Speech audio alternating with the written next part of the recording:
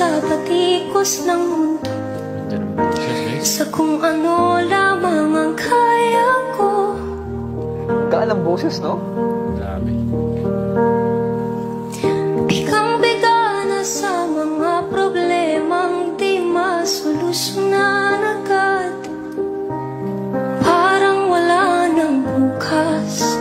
Sarap sa tenga. Pwede bang umiwas?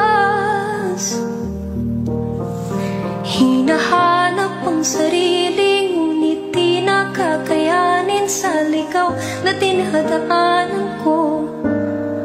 Saan na to patungo? Grabe. Sarap sa tenga. Saan ako patungo? Dahan-dahan nating simulan muli ang paghapang. Bagay na bagay sa kanyang kanta. Sa boses niya. Dahan-dahang tumingin sa salamin upang makita ang ating kagandahan. Dahan-dahang iangat ang mukha upang masilayan. I like it. Ang payapang kalangitan. O pagod ka na, pero di ka nag-isa. Kaya't lumaban ka at sabihin, ako naman muna. Okay. So, yun guys. Napakasarap sa tenga.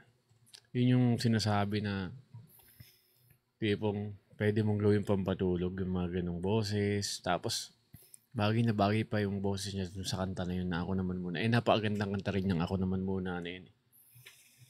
Solid, galing. Parang bigla ko inantok dun sa napakinggan ko na yun. So, yun lang mga quiz. Maraming salamat sa panood. And please follow me sa mga social media accounts ko sa IG Elmo.Ilarmo, dito sa Facebook. Yan, syempre Elmo Ilarmo Jr. And sa TikTok ko, Elmo Ilarmo Jr. din.